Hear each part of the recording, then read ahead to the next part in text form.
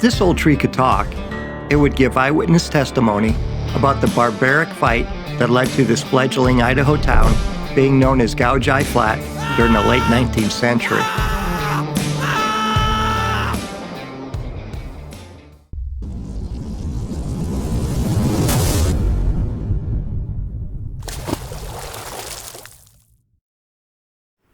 The Nez Perce, or Nimiipuu, used this area for at least 4,500 years. They had permanent camps here. This site was known as Allatlo'puh, place of the Yellow Jackets. Sagebrush, sand, and boulders covered the bar when they raced horses and camped here during the spring and fall salmon runs. Manicured lawns, asphalt, and air conditioning provide comfort for tribal and non-tribal rodeo fans and anglers today. The town site covers a 1.4-mile-long rocky flat above the Salmon and Little Salmon rivers. Both rivers flow in a northerly direction along the eastern flank. Eastward sprawl of this community is limited by their riverbanks. Steep mountain faces also restrict western expansion. Consequently, the occupied area is less than 1/4 mile wide. One primary road, US Highway 95, courses over the length of the bar. It connects the southern Treasure Valley and the northern Panhandle regions of Idaho. Boise is 150 miles south, and Lewiston is 120 miles north of here. A rocky outcrop extends almost to the banks of the Salmon River and pinches the flat into two sections. The smaller portion is known as North Riggins. At 1,821 feet above sea level, the inhabitants are cradled by steep mountain walls on all sides. The Seven Devils Mountains and the Eagle Cap Mountains to the southwest bring much of the moisture out of the passing clouds, thereby leaving the hillsides arid and nearly treeless. The average annual precipitation is 16 inches and snowfall is 8 inches. The average daily minimum winter temperature is 29 degrees Fahrenheit. The record low is a bone-chilling -13 degrees.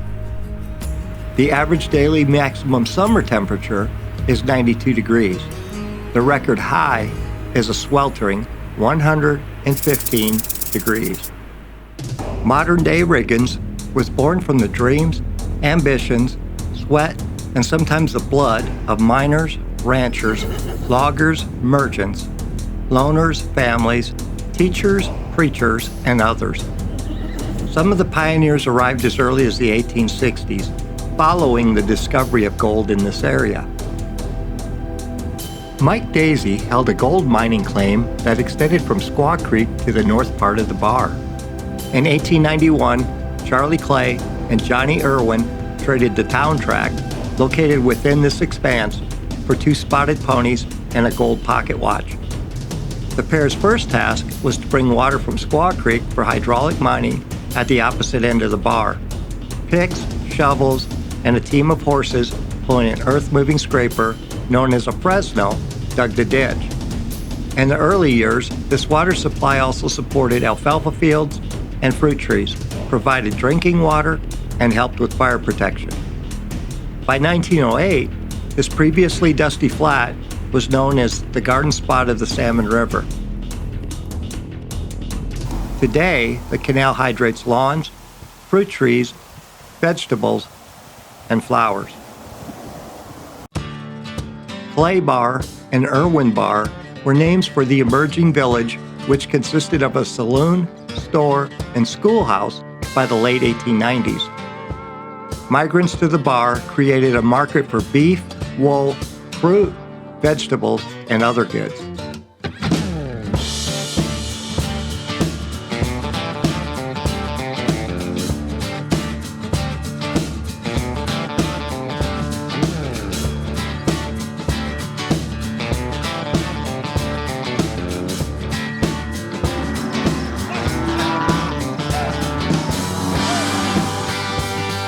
The town became the economic and social hub for early miners, ranchers, loggers, and others. Businesses opened and closed. They changed owners and names over the years. However, the entrepreneurial spirit remained vibrant.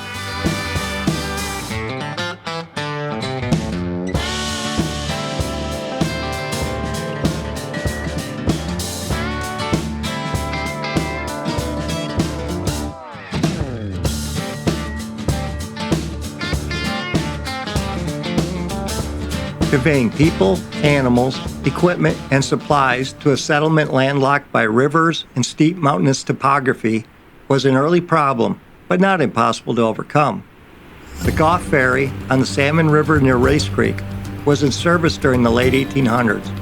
In 1910, it was moved upstream to a site near the present-day Riggins City Park.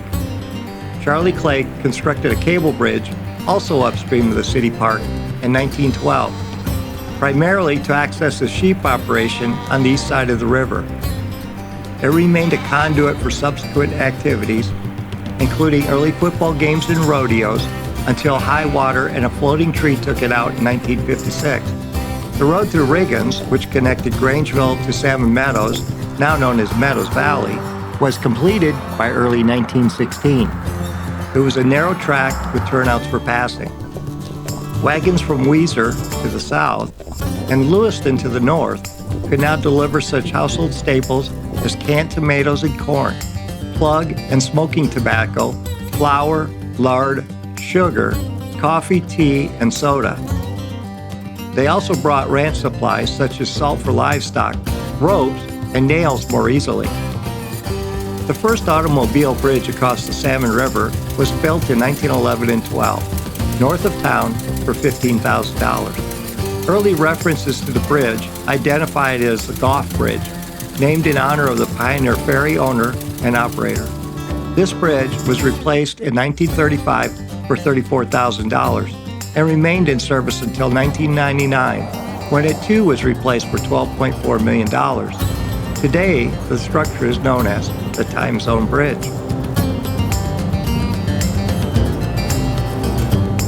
Pacific Time is to the north of the bridge, and Mountain Time is to the south. The time zone borderline runs east to west across the state. Consequently, Idaho is divided into north and south time zones. This was based on commerce in 1883, when the time zone system was established. The closest major economic area for northern Idaho was Lewiston, Idaho, which is in the Pacific time zone. For the southern portion, it was Salt Lake City, Utah, which is in the Mountain Time Zone. The first of several schools throughout the years was built north Riggins during 1894. The small log cabin with few windows and a fireplace served 14 students in grades 1 to 8 that year. Facilities were humble and had few amenities. Early students had no playground equipment. However, a large room-sized boulder at one of the properties provided hours of entertainment. The number of rooms increased with student count as replacement buildings were constructed to educate the area's increasing youth population.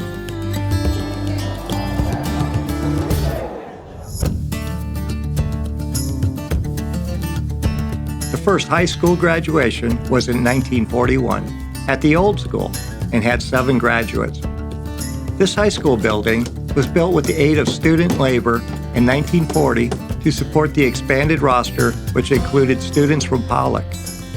The current high school building was built in 1958.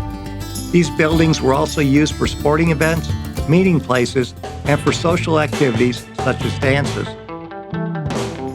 Sunday religious services were initially given in the schoolhouse, but moved into formal churches during the 1930s. Many great battles were waged on the gridiron. The first of several football fields was cleared on the flat east of the river in 1942 by a car pulling a spring-tooth harrow and with the team members' help. That fall, the inaugural Riggins High School football game was played. Today, colleges and professional teams recruit some of Salmon River High School's best players who shed sweat under the Friday night lights. Basketball, baseball, volleyball, rodeo, and other activities also rallied community support, spirit, and pride over the years. Civil service has deep roots in Riggins society. A ranger station was established in Riggins about 1917. Locally based Civilian Conservation Corps members, the CCCs, constructed roads, bridges, trails, and other infrastructure here during the Great Depression era.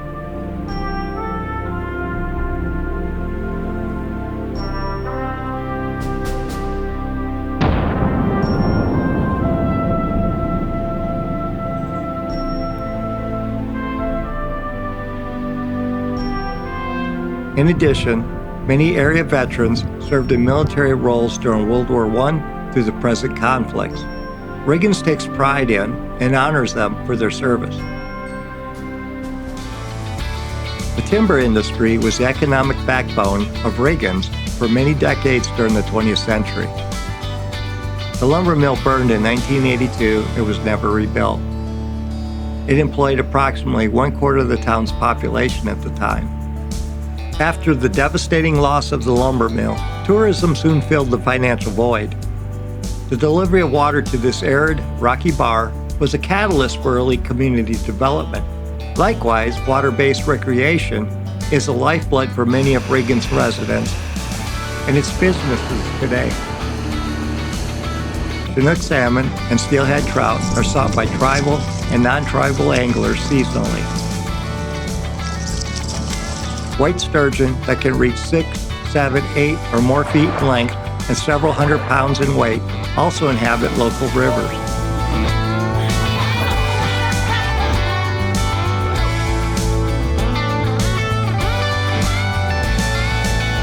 The Salmon River is the longest free-flowing river in the lower 48 states. It is home to Chinook salmon. These fish have provided nourishment, income, and recreation for countless generations. Riggins recognizes their significance and values their contribution to the community's health and wealth. The surrounding mountains provide elk, deer, chukars, forest grouse, and other game animals for dinner and to sustain local outfitter and guide services.